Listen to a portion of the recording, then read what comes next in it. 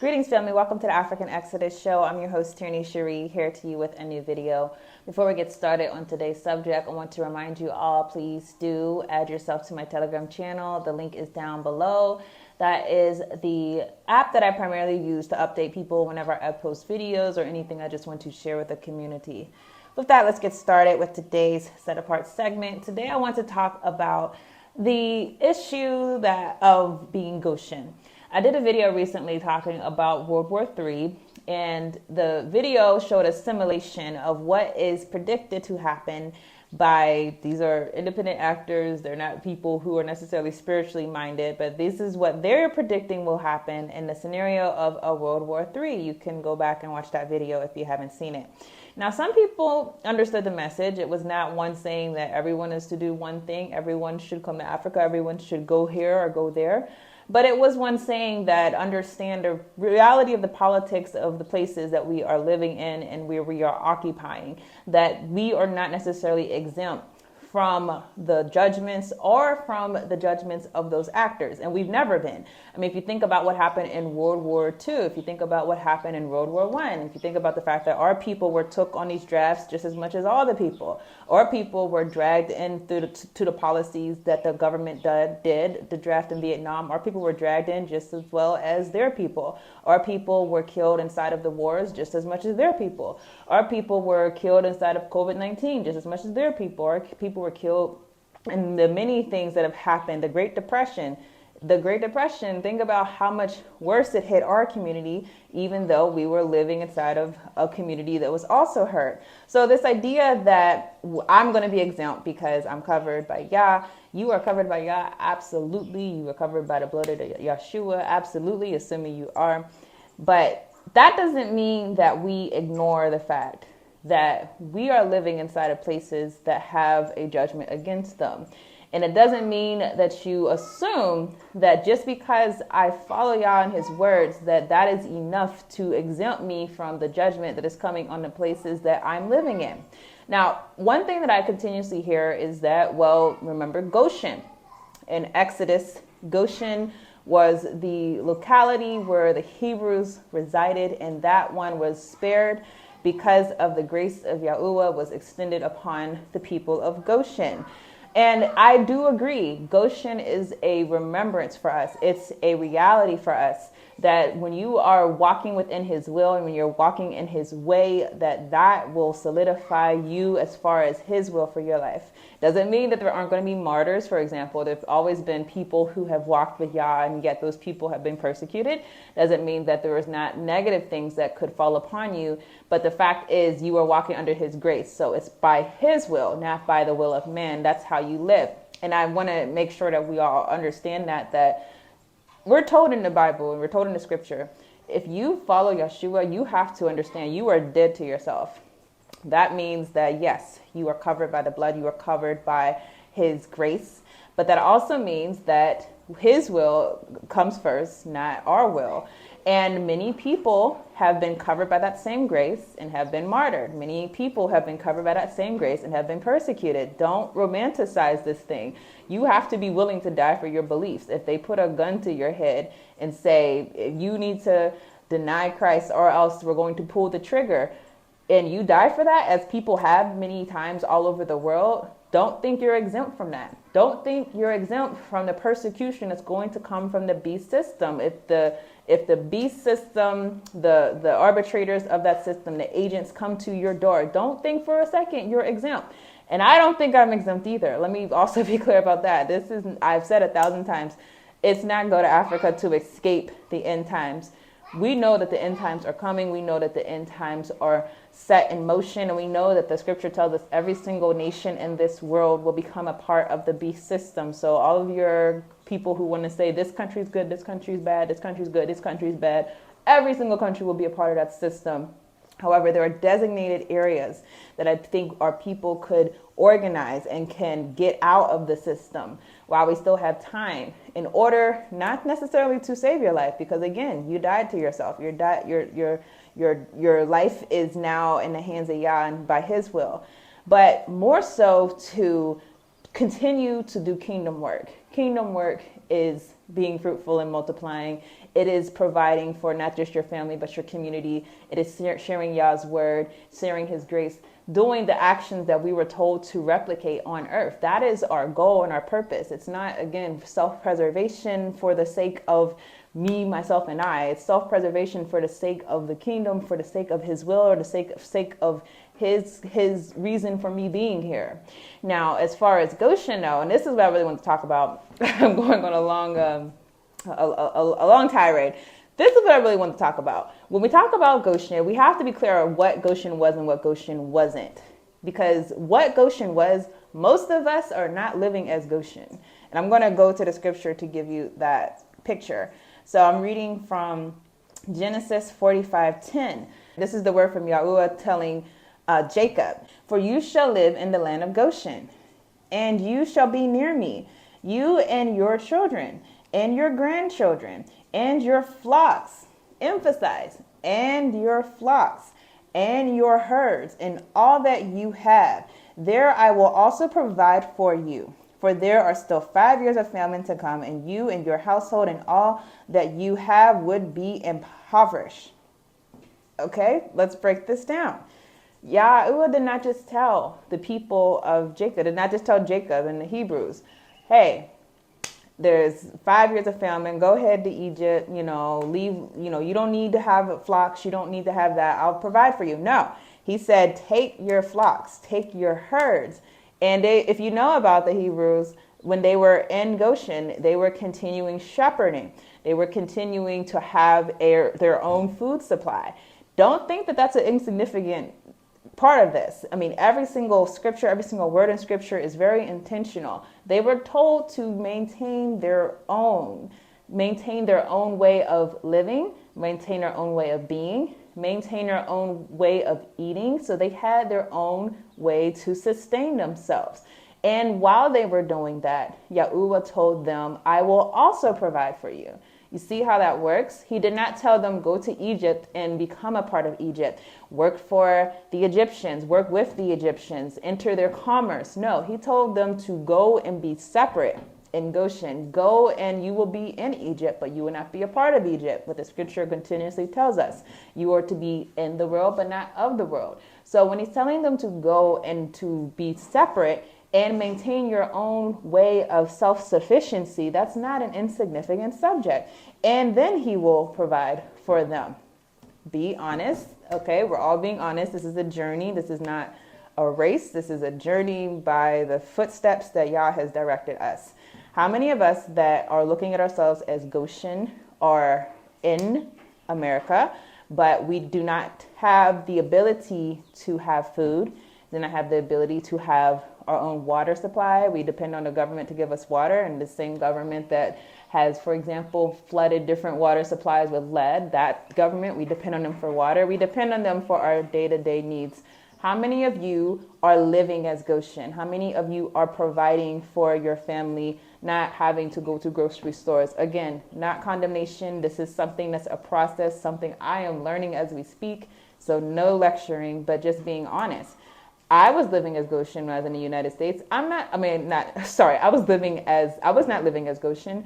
I was dependent on the food supply chain for food. If you are dependent on the supply chain for food, then you are not living as Goshen. I was dependent on the government for water. I was dependent on all these things. And when I realized that these things are weaponized against us, I became alarmed and urgently wanted to leave that system. So this is not just people in the U.S. Again, wherever you are, if you are in Africa, but you depend on others for your supplies, for your food, are you living as Goshen? Now, go back to, we're going to go to Exodus. It says, only in the land of Goshen, there the children of Israel were, and there was no hail, talking about the plagues. So that's another obvious part of this, or is the plagues that are coming to the west, to Babylon, are they going to hit all of us? Or are they going to exempt us? Now, let's talk about the 10 plagues that hit Egypt. You have the plague of blood. What was the plague of blood? The entire water supply turned to blood. Okay, think about this for a second.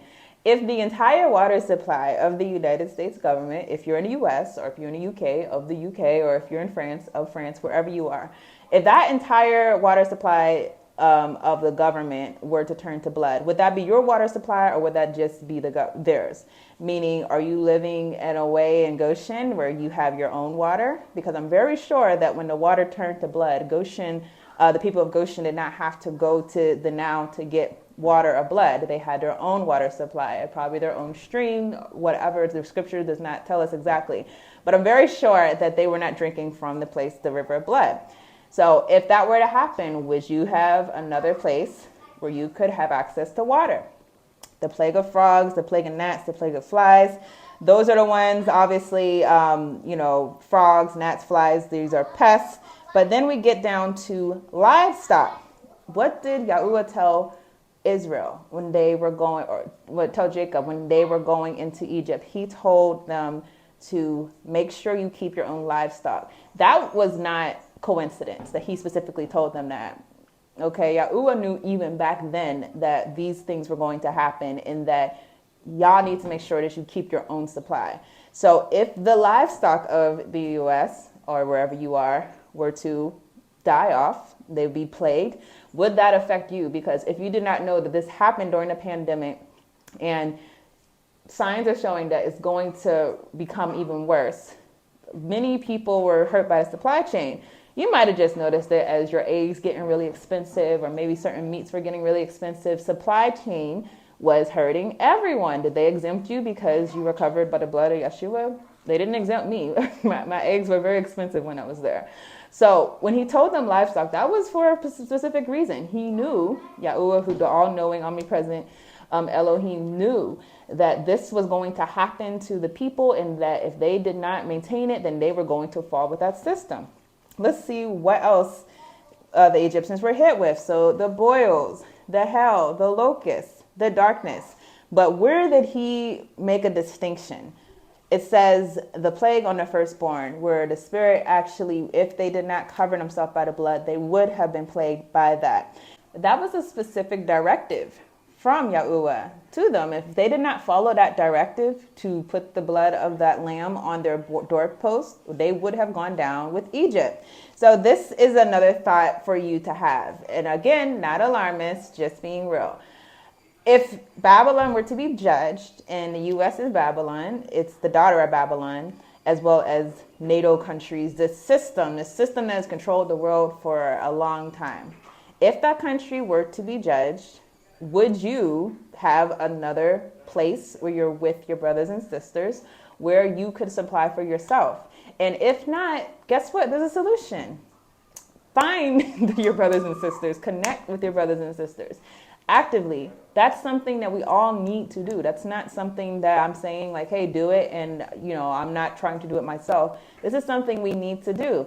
Connect with one another. Have a separate place. Always be separate. We can't say that we were caught off guard by the be separate mandate. And how do you know if you're not separate? If you are operating in a system, and if the stock market crashes and you lose your job and you can't feed your family, you're not separate. If the stock market crashes and all of a sudden they're coming to collect your vehicle, they're coming to kick you out of your house, they're coming to seize the property that you live on, you're not separate in that situation. You're dependent on the system. So Goshen, their grace was that they weren't dependent on the system because of a directive Yahuwah gave before they even entered Egypt. Are you living like that? Do you work for the military industrial complex? Let's get real with that. Are you a part of let's just be real, because if anyone understands the U.S. military and the evil that this international industrial complex has done throughout the world, you understand that industry will be judged. Are you working for them? Not in judgment. I'm asking you, seriously. If the military industrial complex were to collapse, would that be your bread and butter? Would you be able to feed your family? If not, you're not living as Goshen. These are very simple principles. And again, don't be caught off guard. We were told a long time ago, be separate, set apart. What did that mean when Yahuwah told them to be set apart? Well, I believe it means the same thing for us that it meant for Yasharel, that you need to make sure you have your own way of feeding yourself, your own way of being, your own communities. Whenever the Israelites were able to separate themselves, that's when they were extended grace. But when they became intermixed with the system, and that's something we don't talk about, but it did happen many times in history. Many Hebrews became intermixed with Babylon during the Babylonian captivity. Many of them were doing well and excelling inside of the government. Did those people, whenever Babylon fell, were they hurt? Yes, of course they were hurt. The people who intermixed with Rome, the people who were enjoying the Roman government and intermixed with that government, when that government fell, did those people fall with it? Of course it did. Don't be confused. This has happened before and it will happen again. So that is what I have for this. I hope this can start not just conversations but action, because we need to take this serious. Again, I'm saying it one more time. This does not mean drop all your stuff and buy a plane ticket to some country you've never been to. That's not what I'm saying. What I am saying is that if you think that you see what's happening and you see it's coming, don't think that I'm covered, so all the plagues are not going to affect me. If your job is connected to the system, if your school, your kids' school is connected to the system, if your supply chain is connected to the system, your way of eating, your way of drinking is connected to the system, when that system falls, then all of your ways that you have so far known to feed yourself, those things are going to fall with it. Those things are going to go with it. And I'm not saying there's not ways to be separate in America. America makes it very difficult to be separate. Let's be very clear. But if you are someone who has to stay in America, I urge you to find ways that you can be separate. Because if not, then when that does fall, and we know that fall is going to happen, then it could seriously be the case that you go down with that ship. And I'm just being real with this video. So that is all I have for this video. I hope you all got something from that. Please do like, comments, and subscribe. I will see you all in the next video. You often refer to the Bible, but many of the young people who are coming to your concert don't believe in the Bible anymore. Because the way they've been taught about the Bible, that is not the way of the Bible. You know what I mean? Because if I was living in that world where the everyday interpretation of the Bible go on, then I would have eaten the Bible too. But now that we have found the right way of the Bible, then the Bible is to be loved, because the Bible is a record of man's creation. It's the only book can show you where mankind began without any prejudice or anything like that, any boastfulness, pride or anything. It just have how it go, and that's it.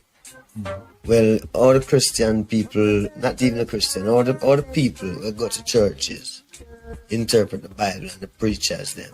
That is not the right way. Because the greatest thing is that life. See, it's life. Life I deal with. If the preacher read the Bible and tell you that you have to die to go to heaven, then he's not reading the Bible. Because the Bible tells you you have to live in a heaven. You don't die and go to heaven, you have to live in heaven. You know, a lot of places on earth could be, but Africa is our heaven, because that's where we come from. You know, maybe if it's Swiss, maybe if you're from Switzerland and the people know God, then maybe you can live in peace, unity, harmony, you know. But you know, people are stubborn on this earth because of material vanity.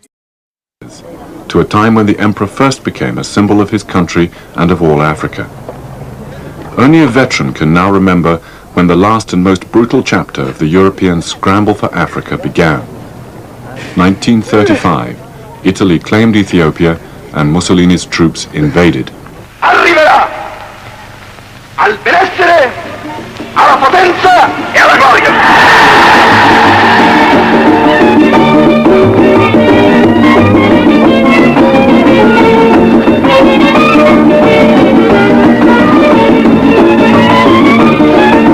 Black men that build a call, come on, all, the drums are beating and the bugle call.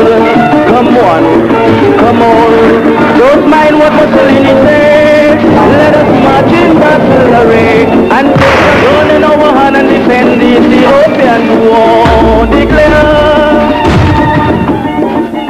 At the League of Nations in Geneva, the Emperor went to plead Ethiopia's just cause. The League, fearful of a shadow which would turn into the Second World War, did nothing. Shamefully, the great powers left Ethiopia to Mussolini and the Emperor to lonely exile in England. His Majesty Negus Haile Selassie, I call upon the first delegate of Ethiopia.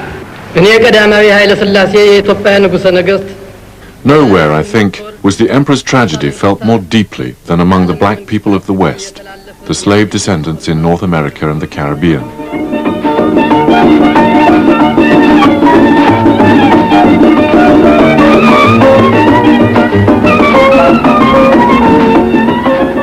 Black consciousness had dawned in Jazz Age Harlem, and Africa fermented in the exiles' hearts.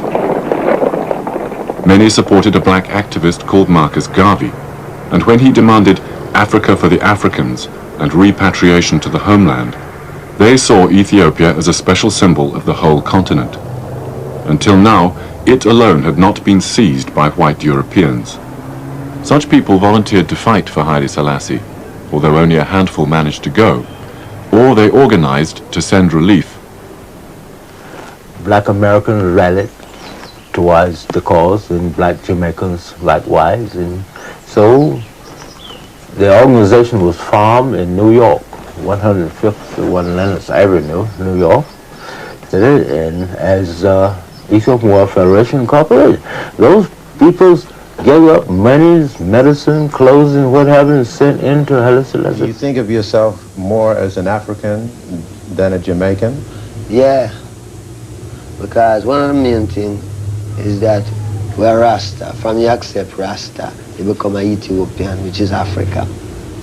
Next thing again, the history of Jamaica shows that the Arawak Indian was living there, and it belonged to the Arawak Indian. Now, our history shows that through slave business, black people come out of the Western thing, you know? So we still figure, say, Africa is a root, you know, and this is where we must return to. What do you see as most of Africa's problems as far as uniting? I mean, I see Africa's problem is that outside people keep on fatiguing the people, you know, and make them can't really get them things together. You know, if it's not this superpower, it's that superpower.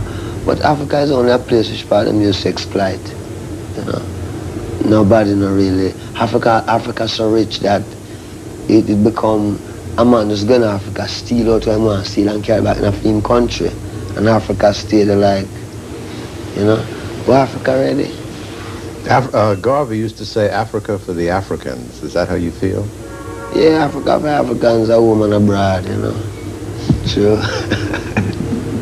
Will your home base though always be Jamaica, or someday would you like to live in Africa? No, someday going to be in Africa.